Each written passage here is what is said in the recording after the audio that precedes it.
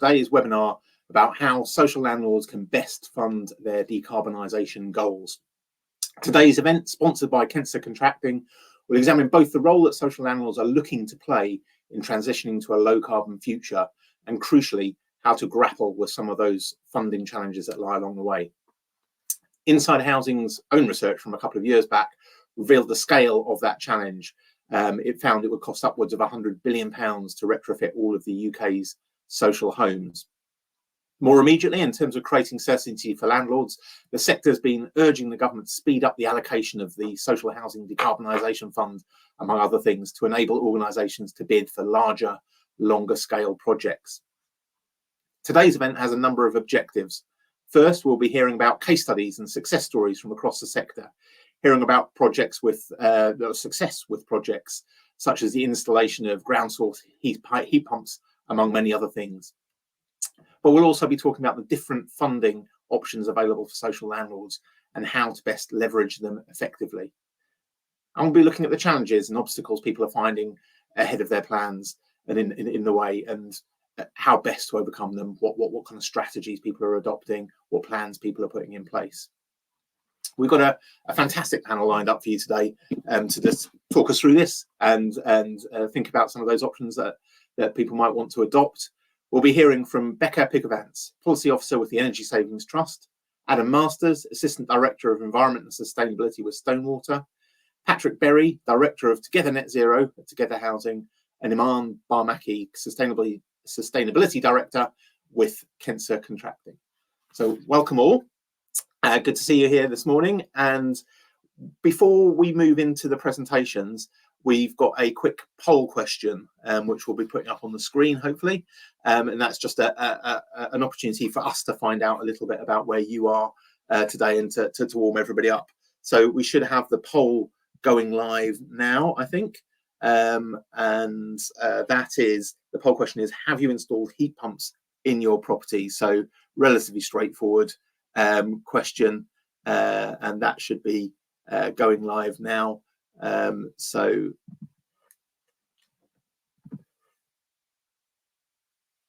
that should be out with you, and there are a range of options. Yes, air source. Yes, ground source. No, what we plan to in the next 18 months. No, and we don't plan to. And of course, the ever popular I don't know. So we'll just give you a few seconds just to answer that poll, and then we'll just get the results and just get a bit of a feel for where everybody in the room today is. So we'll just give you a few more seconds to do that, and then we'll gather the poll results. So yeah, we'll gather those results now.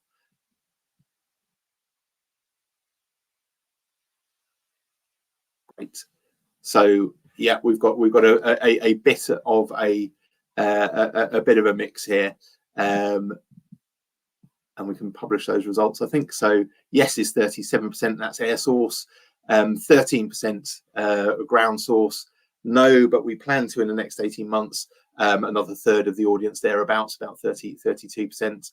And then no, and we don't plan to, relatively small percentage, and I don't know, about 9% of you. So a bit of a mix in the room today, but just gives us a bit of a feel for where you are, and hopefully warms you all up as well, because this is absolutely a chance for you to ask the questions that are going to be useful to you and takeaways for you and your own organisations to help with your own thinking or practical planning. So please, as we go through, use a question and answer box attached and ask away, and I'll pick up on as many questions as I possibly can once the presentations are finished. So ask as we go through the presentations, and like I say, we'll get through as many as possible once those are done. So yeah, thank you all for tuning in today. And without further ado, that's more than enough for me. I will hand over to our first speaker this morning. So Becca, welcome, and it's over to you. Hi there, hi everyone. So I'm Becca from Energy Saving Trust. Just to give you a bit of an overview of what we do. We're a mission-based non-profit organisation. We're focused on net zero, of course. We operate across the UK at the national level, and are particularly involved in Scotland, Wales and Northern Ireland, where we deliver work for devolved administration, so covering fuel poverty, retrofit, and also delivering EV charging connections. We also largely focus on giving advice directly to consumers on the home. and for businesses on energy efficiency, retrofit and low carbon heating. Finally, we produce analysis and insight as part of our mission, but also for those organisations that we work with.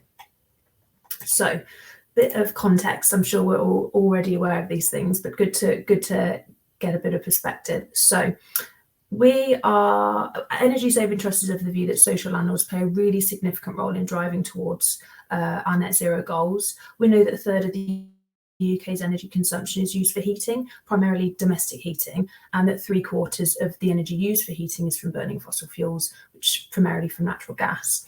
And with some of the leakiest and most energy inefficient homes in Europe, we have a significant task in decarbonising the nation's homes.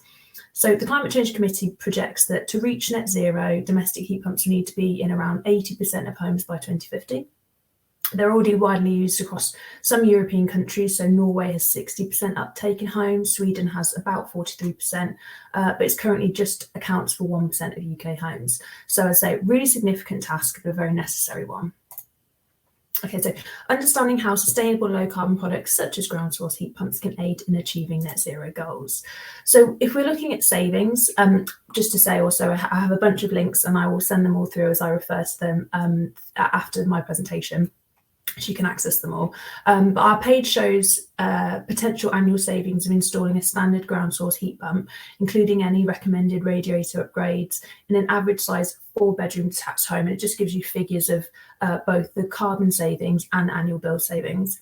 Our other pages also show potential savings for other technologies, so do take a look if you have a moment. So for the July fuel prices, the latest fuel prices that we have, upgrading from an old G-rated boiler could save you £880 a year, an old G-rated gas boiler £710 a year, a new A-rated gas boiler would be around £145 a year, and then all the way over to an old electric storage heater about £2,400 a year. Of course, you'll all know savings depend on what system you're replacing, the brand, the model, the size of the tech, size of the property and how much you need to heat it, whether it's new build, existing properties, and behaviours and so on. So yeah, lots of variations as to what potential savings can be.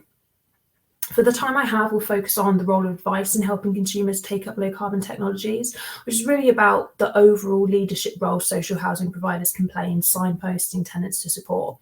So taking a look at what we do in Scotland, at Home Energy Scotland, local authorities and housing associations, as I say, play a really critical role in delivering energy efficiency in the domestic housing sector, both as owners of approximately 25% of the housing stock, but also as their capacity as community leaders. The Scottish Government funds Energy Saving Trust to work with local authorities and housing associations to help them take a strategic approach to sustainable energy and essentially to ensure that the sector takes full advantage of the opportunities by the government. So whether that be the Energy Company Obligation, ECO, the Smart Export Guarantee, and other government funded programmes and initiatives.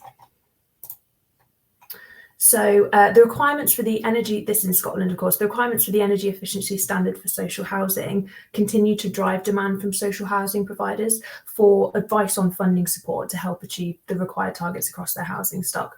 Of course, lots of properties, it's not an inexpensive task. And this approach unlocks substantial amounts of funding. So, for example, the funding levied in by local authorities and registered social landlords, the year 21 to 22 was £3 million. So with funding from the Scottish Government, and I'll share this, we have our latest Scotland programmes report, which was just published, but with funding from the Scottish Government, Energy Saving Trust has developed highly sophisticated tools that allow Scottish Government and local authorities to analyse the energy efficiency of their housing stock and plan energy improvement strategies at all levels. So that's from housing stock at a national level down to street level. They maintain a home energy efficiency database, so we call it HEED, which is a central repository for data on energy efficiency measures. That's from several sources. The data has many uses, including supporting the targeting of programmes such as area-based schemes, resulting in enhanced uptake and cost effectiveness, which is, of course, key here. So Energy Saving Trust, personally, I've been in many workshops with, for example, the Sustainable Energy Association, TPAS, installers of heat pumps, and the same things come up time and again. So in terms of hurdles, barriers to installing heat pumps are disruption, lack of choice and decision making for tenants if they felt like it was being imposed upon them, lack of understanding of the technology, who's their key contact if something goes wrong, how do they use this technology and most efficiently, and so on. So really, beyond the basics of installing a heat pump, we really have to bring tenants along with the technology in order for installations to be successful. Otherwise, I have a personal anecdote. I moved into a property in Sheffield a while ago now, and I was very much drawn by the fact that it had a heat pump and it was EPC-B, just as an example. However, the heat pump was not connected to the shower. It was an electric shower, and the property was definitely absolutely not an efficient energy property. So again, like who do I go to? Where do I find out about the technology and so on? I think many people will have examples of this where heat pumps are not kind of used to their potential, and that's all about education and awareness. Okay, so finally, bring you on to home analytics, the data services tool. So I referred to that regarding schemes in Scotland, but we also have that here in England. So it's a quick way to help you understand a particular housing stock, focusing on targeting your energy saving products and services effectively to those properties which need it most, for example, especially with limited funds. So it can be used for local authorities and businesses. It's also used heavily by housing associations and commercial businesses. It's to assist them in developing, targeting, delivering their schemes, programs and products. So a case study I've got for you is Dacorum Borough Council. They used our tool because a large aspect of being able to reduce carbon emissions in this example as a local community is having the capability to fund the work required. By working on collating this data, Dacorum were able to understand that this would help support them in many future funding applications. So that the data they used was part of their successful application in finding funding for their programs. And yeah, I've got other case examples to show you, but I will attach all of these to the links so that you can read them in your own time. But essentially, yes, so huge task ahead. We would push for advice and support, and the funding element acts as a catalyst to drive both advice and support and the implementation of these technologies themselves. And in doing so, we would highlight tools like home analytics, and other organisations have their own enabled to drive uptake. And for example, as Dacorum have to apply for funding. But if anyone has any other questions, I have lots I could talk about, flexibility in the future and all sorts. But if anyone has any questions, please do just shout or pop them in the chat. Thanks very much. Lots to kind of pick up on there, and lots to talk about very shortly. Just a reminder to everybody tuning in, this is absolutely your opportunity to ask the kind of questions that will give you takeaways and things to use back in your own organisations. So please do make use of the question box and ask away, and I will pick up on as many as possible of those questions following the presentations. So thank you very much, Becca. Adam, welcome, and the floor is yours. So over to you. Thanks, Martin. Afternoon, everyone. I'm Adam Masters, Assistant Director of Environment and Sustainability at Stonewater. We're a national housing association with around 35,000 homes across England, with quite a wide geographical spread. I'm just going to talk around some of the key points that Martin outlined for the session, share some of my views and some of Stonewater's experiences. Starting with targets and ambitions. So leading on from what Becca was talking around setting out those long-term targets and working out what we need to do with our homes. Targets are really important, but what's critical is understanding what the end goal is and what the long-term target is.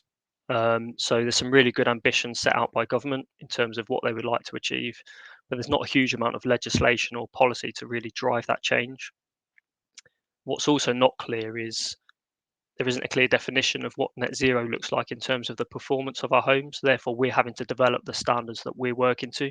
So we've had to develop our own net zero standard at Stonewater in terms of what level we're going to improve our existing homes to.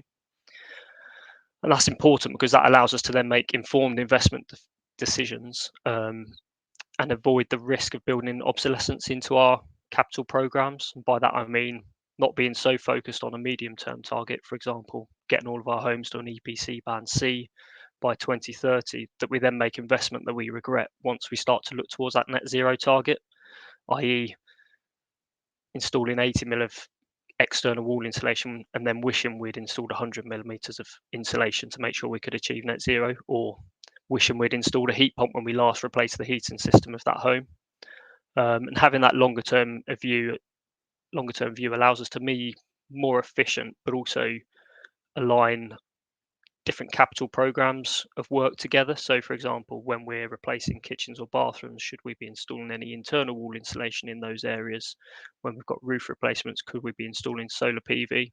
And by combining those programs, we're becoming more efficient. We're reducing the disruption to our customers, but minimizing preliminary costs for mobilizing those works, etc. So, really maximizing the funding that we've got available to us to deliver not only our decarbonisation ambitions, but also just providing good quality homes for our customers. One of the really important decisions that we need to make, though, is one, how far we improve the fabric of our homes to achieve net zero, but also then how do we decarbonise heat? So how and when are we going to transition away from natural gas boilers? Stonewater got over 20,000 homes heated by natural gas at the moment, and that's going to be a critical part of how we achieve net zero. And having an understanding of that process and when it needs to start and where is going to be really critical, and it's likely that there'll be multiple stakeholders involved and we're going to need a lot more collaboration on that point to be successful. And an example of a project where Stonewater have worked and been able to achieve that is the Energy Super Hub project in Oxford, where we work with a number of partners, including Kenza Contracting, the local authority and others. And as part of that project, that was looking at a broader scale. So there were large-scale battery storage going directly into the electricity grid, the local authority rolling out electric vehicle charging across the city whilst also electrifying their own fleet. And Stonewater's part in that, along with Kenza, was demonstrating low carbon heating within that project. So we installed 60 ground source heat pumps connected to shared ground loop arrays with switchy thermostats. And through that, we were able to work with our customers to understand the heating needs of our customers and shift the heating load to quieter times of the day where there was less demand on the electricity grid. One, to utilise lower carbon electricity, but also to reduce costs for customers. So through using that smart approach and collaborating, we were able to demonstrate that customers could save a further 20% on the running cost of a ground source heat pump compared to just a normal ground source heat pump system. So that was a massive success. And circling back to my point around having long-term standards, since April 2021, Stonewater have no longer been approving new build schemes with gas boilers, and that's for our land and build developments. So where we have control over the design and the construction of those homes, we've been opting only for low carbon heating solutions. Because every home built to current building regulations is going to require some form of retrofit or energy improvement before 2050, which is absolutely crazy that we're still working in that way.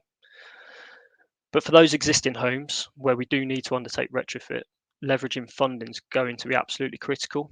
There's no way we can achieve all of the ambitions that we've got as housing associations in terms of providing new homes for those in need, improving the safety of those homes, improving customer well-being, and decarbonising our homes with the financial resources that we've got in isolation. And the first step to that for me is knowing your homes, reviewing the information you hold and the way that you collect it. Data's always been a big issue for the sector. However, that's becoming more and more prominent given the issues that we're trying to tackle that I just mentioned in terms of building safety, etc. And we need to maximise the value of information that we hold, but also identify the gaps. To maximise funding opportunities, we need to be well prepared. And the key to that goes back again to those targets and ambitions and having a clear plan and understanding what we need to do as organisations with our homes to achieve our long-term goals. And what we should be doing is developing that plan, doing the right thing at the right time, in the right places for our homes, and then overlaying any funding opportunities and identifying where the funding opportunities match our long-term ambitions and our programs of work, rather than trying to build programs of work to suit the objectives of funding opportunities that might be available. So therefore, it's all about the broader strategy and doing the right thing. And just because grant funding might not be immediately available, there's no harm in looking at funding that's recently been available. For example, Social Housing Decarbonisation Fund Wave 2 is closed and work is now underway for those successful bidders. However, we can see that the requirements of Wave 2 were not too dissimilar to Wave 1. therefore, reviewing recent funding streams is a good position to be in terms of preparing yourself for future waves of funding, because they're not going to be too dissimilar from the requirements that have been set out before. And the same goes for green finance, so sustainability linked loans or green bonds. Look at the process that others have been through. What were the requirements? What sort of targets and objectives and KPIs were set through that process? And speak to people that have been through the process, either through grant funding or green finance, and understand the requirements and what you need to put in place to be able to demonstrate that you can deliver on those objectives. Because the key thing for any funding really is demonstrating to those people funding, whether it's grant, private investment, is demonstrating that you can deliver the outputs and the objectives that they require. So that is knowing what your program is, knowing what's involved in delivering that, and also understanding any risks and demonstrating that you can mitigate those risks, whether that's cost increases, inflation, engaging your customers, skills, supply chain, etc. As long as you can demonstrate that you've got a clear plan and understand what's required, then you've got a very good chance of being successful. And that moves on to overcoming challenges, which for me is all about being agile. If you've got those foundations set out that I've just discussed in terms of having a clear plan and the targets, understanding what you need to deliver, got mitigation of risks in place, when you do come up against challenges, it's about assessing your longer term plan and being agile. Can you bring any other programs in to deliver the objectives of any funding, ensure you remain on track to meet your long term goals whilst you're undertaking a review of other programs or projects where you've met challenges? So it's just really having that long term plan, understanding what is required, and then being agile to be able to switch and shift your investment if needed. And that's all from me. Thank you. Thanks very much. Yeah, lots of great tips there, and yeah, some detail I think we can get into in terms of the question and answer later as well. Looks like we've got quite a few questions coming through already. Just a reminder, if you're tuning in, definitely an opportunity for you to ask the questions that are going to be useful to you. So do use that Q&A box, and yeah, after the next couple of presentations, we'll get straight into your questions, and hopefully provide you some practical takeaways through that process as well. Thank you very much, Adam. Patrick, welcome. I think just give you a few moments, because I know there's some problems in terms of getting your video on screen earlier. But Patrick, welcome, and I will now hand over to you. So yeah, the floor is yours. Thanks, Martin. I think you're going to be stuck with a blank screen, unfortunately. Even though I'm supposed to have 1 gigabyte of broadband connected, I don't think there's much I can do about it. But good afternoon, everybody. My name's Patrick Berry. I'm Director of Net Zero Together Housing. So it's my job to focus on how we achieve that. We've got 37,000 properties across the north of England, sort of M62, M1 corridor, as far as Derbyshire. And we've been quite active in being, I suppose, early starters in investing in and having programs at scale to look at decarbonisation. And I've picked on 3 points really that I think would be useful, certainly from my own experience, about how we think about funding our decarbonisation goals. And some of this follows on from what Adam has said as well.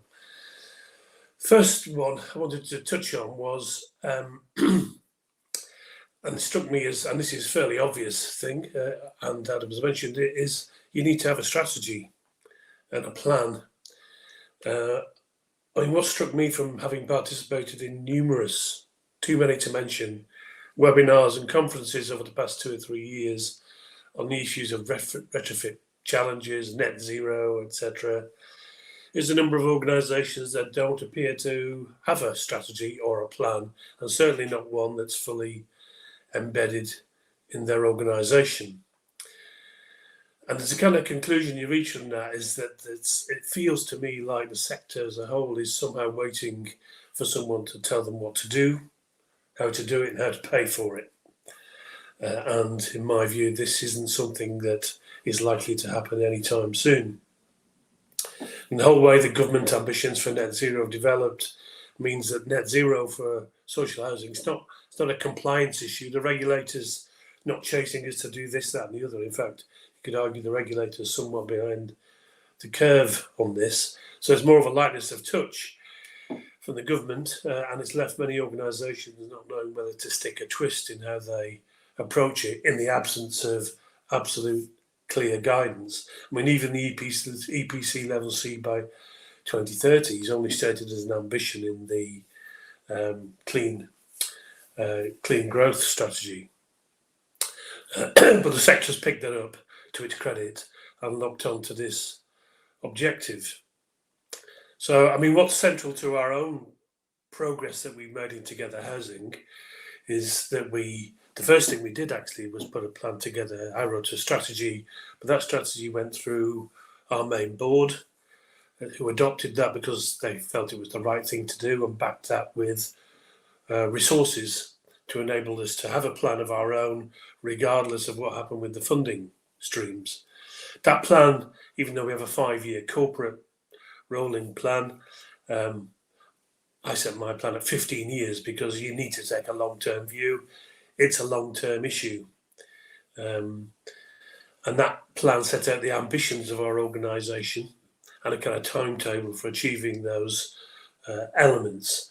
And for me, this is a kind of prerequisite to net zero investment. So having been agreed at board level, that means that it forms part of the corporate plan and becomes part of the conversation as to how the organisation is managed and how, importantly, resources are prioritised. And, you know, it may be that in most cases, in fact, it's not clear how all those ambitions will be paid for at this stage.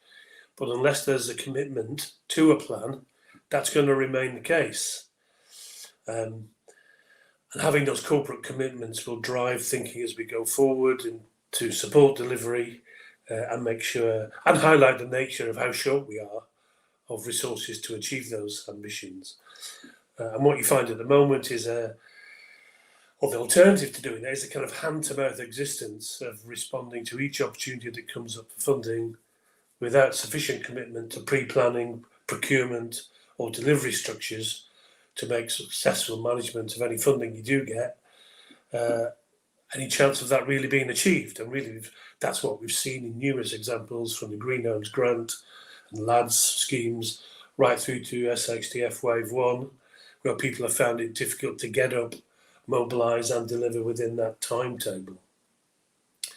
And to me, it's clear that government policy and funding for net zero, as it stands, is only designed to pump prime investment, and there are no plans to fully fund the sector with a solution for this. So the requirement to think differently about how it's funded is clearly necessary. Now, some of this could change if there is a new government in 18 months' time, but those organisations, it seems to me, that have a fully formed strategy and an organisational commitment, a prime to invest, will be in a better place to take advantage of those future opportunities. So the whole journey to net zero for social housing will require significant investment, whichever way you look at it. But one of the things that certainly helped us and increased the scale and pace at which we're able to go forward was an early engagement with our funders, because most social housing bodies have relationships to a number of banks or bonds. And we found them extremely keen to engage over this issue.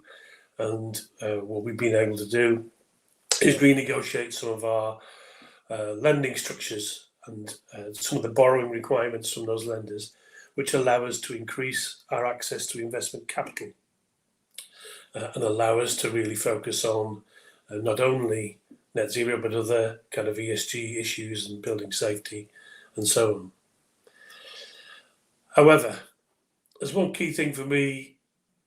The whole net zero thing is often seen as a major cost, which it is, but it will change a lot of things. A lot of the assets we can put into properties, renewable heat, renewable power, smart thermostats and so on. These are now connected assets. They're in the Internet of Things, and that opens up all kinds of opportunities to how we think about them.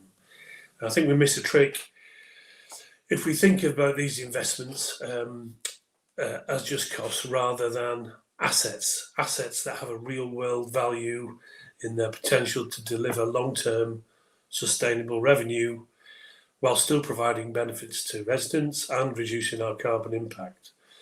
You know, and you don't need to look too far to find that the private sector is busy trying to monetize renewable heat and renewable power to work alongside the transformation of the electricity grid. And there's no reason why social housing can't be part of that. You know, and put in place this investment to create long-term revenue streams. But in order to do so, it's a fairly fundamental change in the way that we think about our assets or think about our investment, which will allow us to take advantage of these opportunities. So that new thinking impacts by thinking differently about how we design, plan, and operate these assets in a different way. I think I've only got about a minute left, so I'll move quickly. So we've done a couple of things. We have designed and spent a lot of time looking at solar PV and battery storage systems on a commercial basis, designed to repay the capital, make a small return. They're tied to our buildings, and the power generated can be sold in numerous ways, including to the tenant at a discounted rate, so providing benefits there, and what we get from export. And we're currently rolling that out now with ambitions for ourselves to create a large virtual power plant, allowing us to trade that power into the future and take advantage of all the other bits. In terms of renewable power, much the same can be done with renewable heat in terms of engaging with the market, but we would have to have a direct relationship to the supply into properties, which in terms means we would have to have a direct relationship to the provision of heat to our tenants. And so that leads you to a kind of heat as a service model, which would allow us to provide heat at a fixed cost to tenants and minimise anxiety around fuel poverty, whilst at the same time minimising the cost of providing that heat and generating from revenue from demand-side response services. All this is complex, requires a different way of thinking about things from social landlords, but this kind of approach to these assets is here to stay, and it'd be a shame if social housing weren't able to take advantage of these kind of opportunities in the way that it engages its investment in decarbonisation. So I will leave it there. Thank you very much. Thank you, Patrick. And yeah, some challenge to the sector there, along with plenty of ideas about how to approach things, and we'll pick up on some of them shortly. We've got lots of questions coming through now, and just before I move to our final speaker today, just a reminder, please do use that question and answer box. Get your questions coming in, and we'll get to as many as possible following the final presentation, and give you some of their kind of direct takeaways to the questions you've got. Hopefully translate directly into action in your own organisations. Thank you. Right, Iman, welcome, and the floor is yours. It's over to you. Thank you, Martin, and good afternoon, everyone. My name is Iman Bamaki. I'm Sustainability Director at Kenza Contracting. In a previous life, I used to be Head of Asset Management and Sustainability at local council. Very familiar with some of the challenges in retrofitting housing stock, having gone through about 6,000 properties, which I retrofitted before leaving the sector. I now work for Kenza. If we could go to the next slide, please. Kenza Contracting is part of a group. So Kenza Heat Pumps manufacture heat pumps here in the UK, exclusively ground source, and we have bespoke heat pumps for the social housing and new build sector. Kenza Contracting essentially takes care of the design, build, and the contracting element, engaging with social landlords to kind of help with that strategy. So part of my day job is talking to different local authorities to help their strategic approach to heat decarbonisation, looking at stock, looking at some of the stuff that's gone through the ESD heat database, for example, and designing schemes at scale. We also have a sister company called Kenza Utilities, which essentially is an asset infrastructure business that's been established to look at decoupling the cost of the ground array being installed from the actual installation overall. So that's in response to recognizing the high upfront cost in putting in an infrastructure which ordinarily is available. For example, the gas network is already there, you just connect to it. We think we can spread that cost over a 40-year period and take away the upfront burden of that capital cost through Ken's utilities and different funding streams. So we know we need to decarbonize. It's a big problem. 30% of all emissions are attributed to heat. Social housing in particular in the UK is about 5 million properties, and we have a net zero target. Most people have put in some sort of climate emergency, and we have specific requirements to get to an energy efficiency level, and Band C has been put forward, which is a historic kind of policy decision, but it doesn't necessarily mean net zero in terms of carbon. To do this, we need to move away from fossil fuel heating, and where we have storage heaters, for example, they are electric. They are in most cases creating fuel poverty because of the high cost to run these.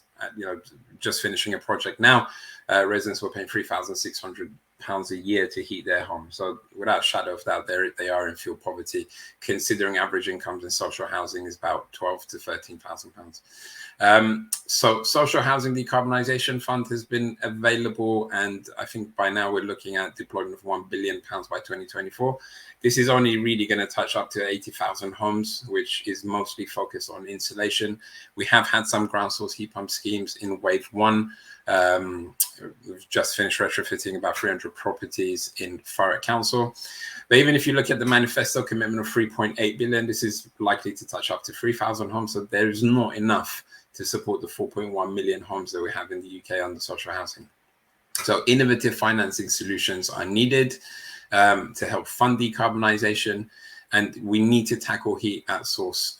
This is a source of carbon emissions. We need to reduce this and do it at the same time.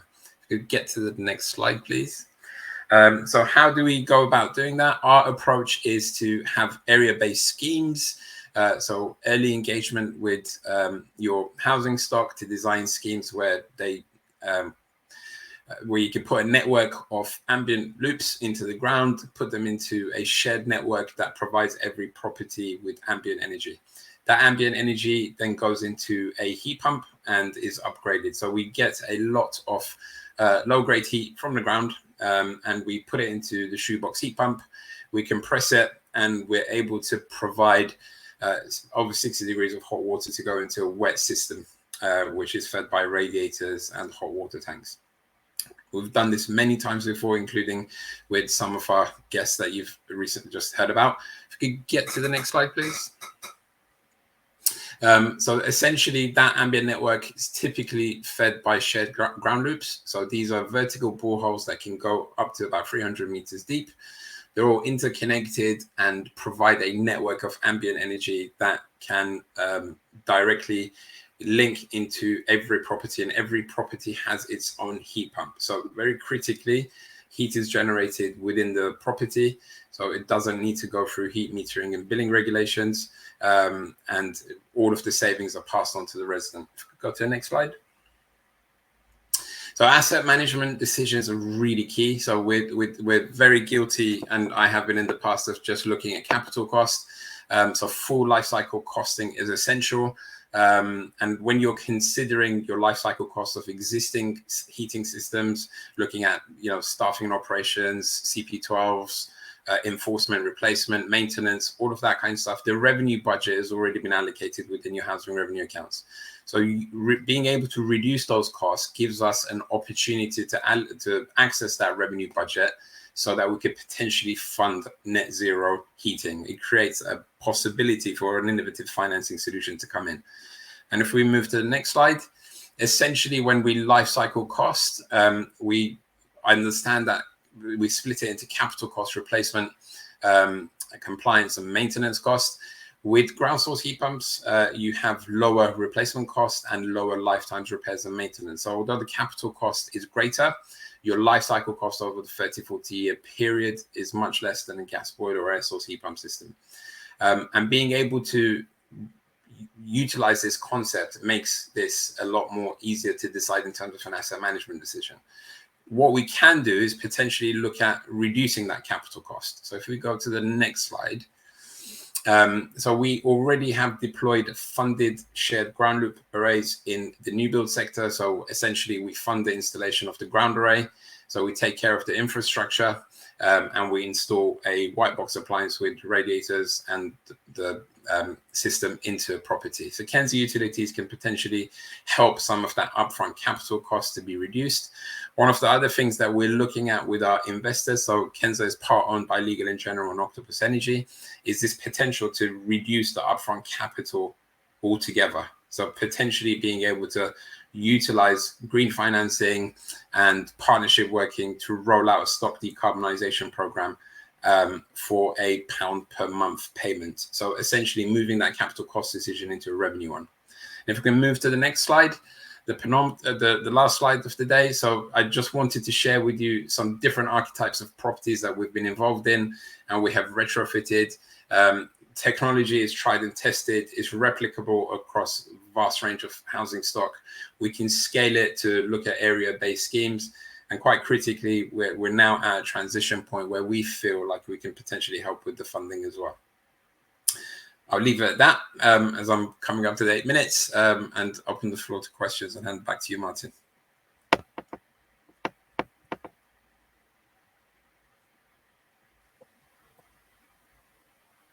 Thank you very much, and thanks to all of our speakers. A lot to get through, and we've got loads of questions coming in as well. So just before I move to them, please do keep asking away, and I'll try and get through as many as possible in the remaining around about 20 minutes that we've got available to us today. But do keep them coming in. There's lots of them. So yeah.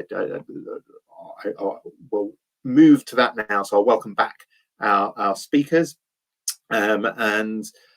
Yes, I think let's start with a kind of a general question. And Becca, I'll probably move to you first with this, because you were certainly talking about the big role that social landlords have to play. And I guess kind of the start for 10 is, how important is the role of social housing in helping to create a market?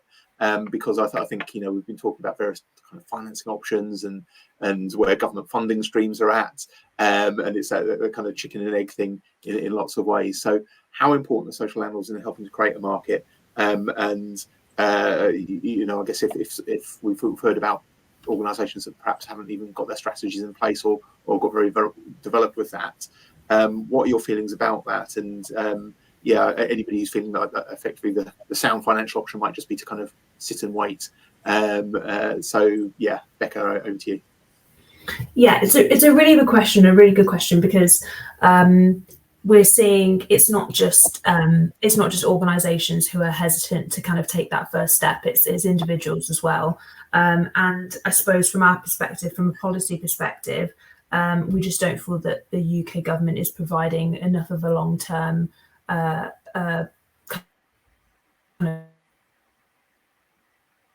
guess for people investing, organisations investing, there's not a sound policy framework which is solid enough to guide the market.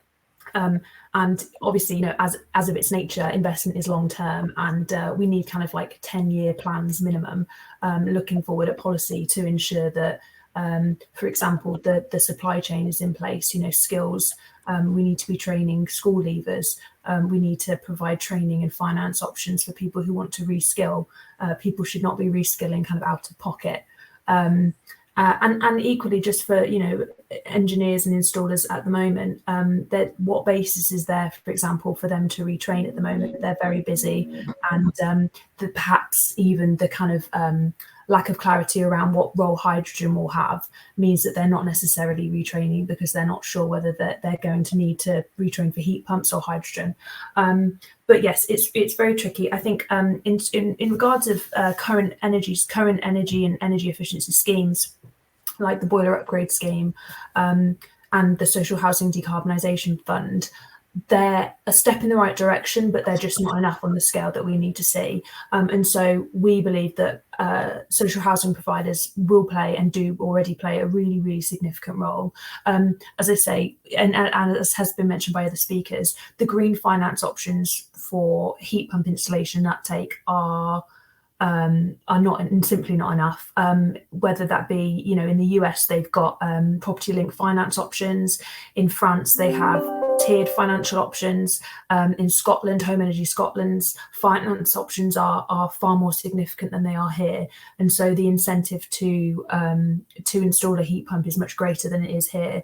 And so, as I say, although those schemes are fantastic in their intention, they're simply not enough. And so we would really say that if we can leverage the private finance market, then we can really drive the supply chain regarding skills, regarding investment, and so on, and even for SMEs. So they play a very housing associations play a very significant role. And in terms on the scale of properties that they manage, as been mentioned before, around 5 million of the UK's properties, if we can really start to drive that uptake, it will shift the market entirely. It has that potential. So yeah, really, really key players in this.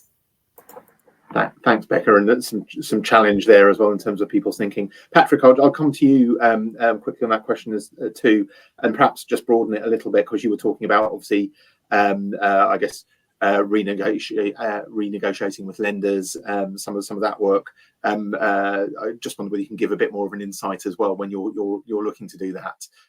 Are you pushing it an open door? What's the kind of negotiating strategy that you're adopting there that is being successful? Perhaps. So yeah, Patrick, over to you. Well, we have done. I must say, it wasn't done by me.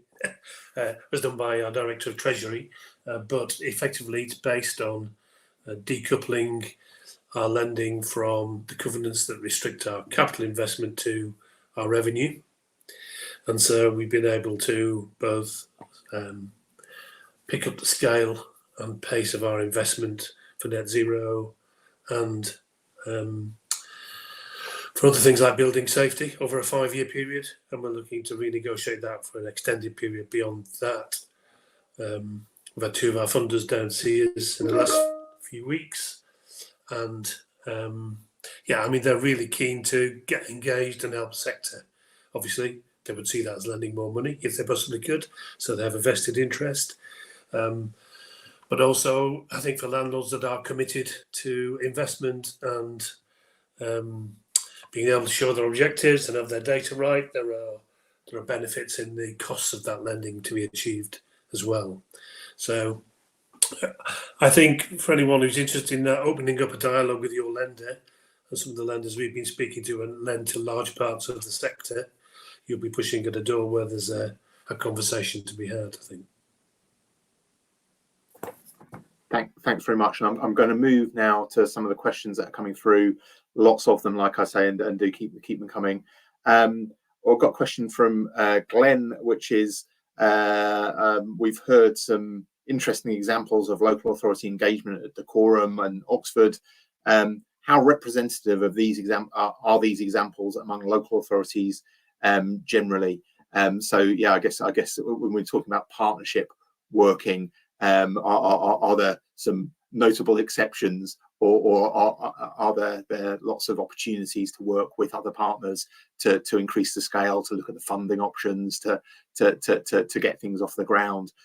So Adam, do you want to take first bite at that? That was an interesting smile you did there. I'm not sure you're like, yes, no other chances, but yeah, over to you.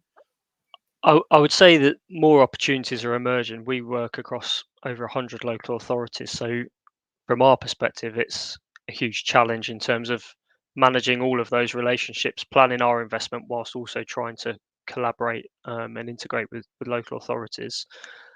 We're definitely having more conversations. There's a lot of local authorities that are very interested in what housing associations are doing within their areas and what work is going on. I would say one of the big challenges is the lack of flexibility in the funding that's currently available, especially when you're looking at government grant funding in terms of mixed tenure investment. So I think we would need to see a relaxation or more flexibility in how we can deliver that funding to enable collaboration. The other thing I would say is where you've got combined authorities, there seems to be a bit more resource and a bit more of a drive towards working more collaboratively with housing associations and across multiple local authority, boroughs, etc., to be able to deliver decarbonisation at more scale, and also greater focus looking at the supply chain and the skills within that broader area. So I think that's definitely been beneficial in certain areas that we're working. Really interesting. So actually, the kind of general move in terms of that kind of regional authorities and that is having an impact and is likely to have an impact moving forwards. I mean, you mentioned some of the conversations you're looking to have. Is there anything or actually, sorry, some of the funding streams, that government have, and how they could broaden the criteria, make that easier to use? Is there anything in terms of the lobby on that that you think might persuade government, or is there more the sector can be doing with a collective voice to try and influence that conversation?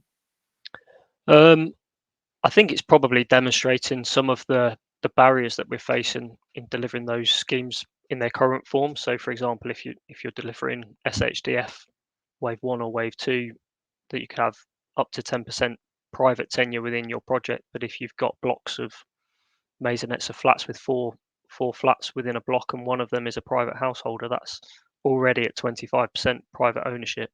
And on the flip side, the same for the Homes Upgrade Grant that local authorities are leading on delivering, it's 10% social. And we've actually got schemes in Swindon where we're delivering SHDF and the local authority are trying to deliver HUG through different partners delivering our projects. So now we're trying to collaborate and work together to see how we could actually be more coordinated over the delivery of those projects. So I think demonstrating real life examples to government where that is happening and doesn't make sense in terms of engaging local communities in retrofit and trying to get the private sector on board to deliver retrofit. I think we could be a lot more efficient in investment of public money to achieve our aims, basically. Fabulous, and thanks, Adam, and thanks, Ben. Great question. And I'm going to move now to a series of questions from different people, which have a similar theme. It's different property types, basically. So, Iman, I'll bring you in on this one now.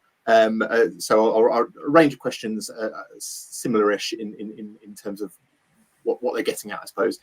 So, question from Keith: have you managed to retrofit air source heat pumps into 18+ meter tower blocks, and how challenging has this been? Penny: we've got a grade 2 listed building. What extra challenges will we face?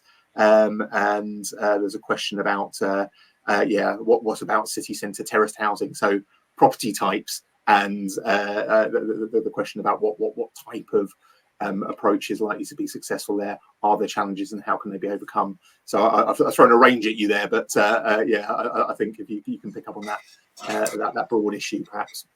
That's absolutely fine. Remind me if I don't cover them. 18-meter height buildings, we don't install air source. I think we only install ground source. We are capable of doing air source, but we don't build them. We actually install ground source, and the ground source heat pump is situated inside the property. So unlike an air source, you don't need to mount an external unit on the side of the building at high level. You wouldn't get the planning permission to do so. So nope. I looked at that when I was at council. The noise impact, the visual impact, and also the potential running cost wouldn't have been viable for the residents. So it goes inside the property. Therefore, there is no planning issues. It's permitted development. So tower blocks, done loads of them. But it's critical to understand that the unit itself goes inside an airing cupboard inside the property. In terms of a city centre approach, yes, there's no reason why it can't be done if there is access to ground. In really built up areas, you'd be surprised where we can actually install the ground loops. So, I've done a couple of projects in London where we're installing them in car park spaces, in the green spaces around the tower block. But critically, we've also just finishing off a project in a village in Cornwall called Stidwins. And for the first time ever, we've managed to install shared ground loops in the street. So, further engagement requires further planning issues required there, but you can put the boreholes in the street, enable them to have a connection to each terrace property. And that is really the vision that we have for the future in terms of tackling the private sector when that comes to fore. And that can be funded. That infrastructure we can put in, and we can ask for a standing charge connection similar to a gas standing charge, which then enables that private sector resident to then take advantage of the boiler upgrade scheme or any other potential green loans that they're most likely to get from most mortgage companies at present, because they have a target to green their mortgage books. So that's possible as well. So what was the last question? You're on mute, Martin.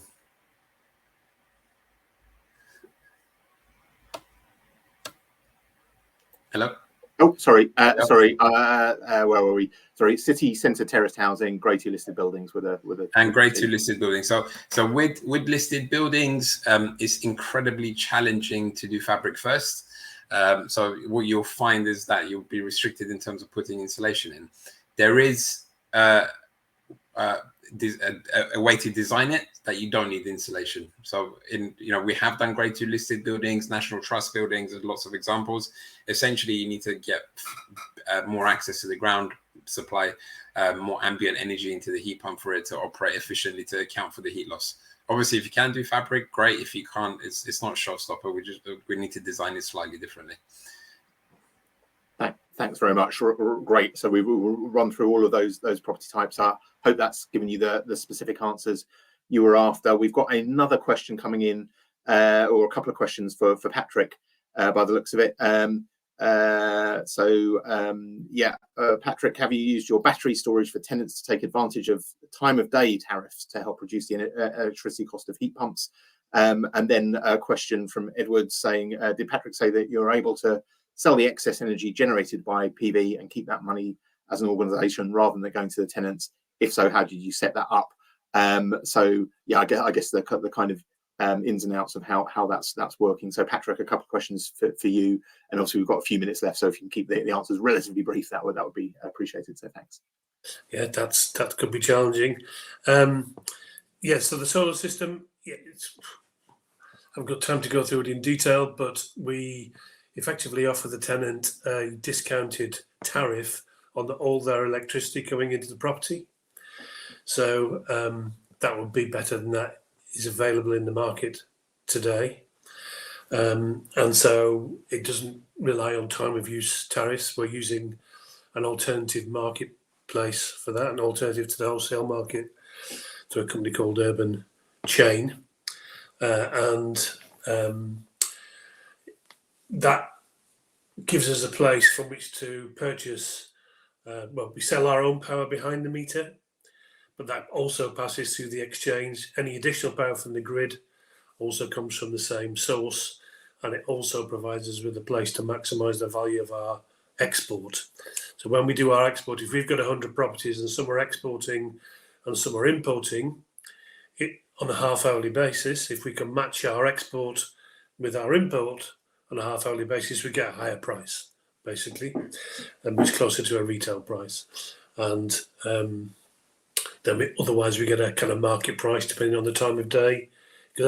It's a bit complicated. If anyone wants to contact me afterwards and speak to me, I'd be happy to do so on the same issue. Thanks very much. So do please get in touch if you want additional details on that. But hopefully answered those couple of questions we had there. We're almost out of time. I'll throw in. I'll just try and get through as many as possible. A question from Robin. We'll move to you. Given the current global climatic crises, is not the reduction of operational carbon more critical than that of embodied carbon? So who wants to bite on that? Becca, do you want to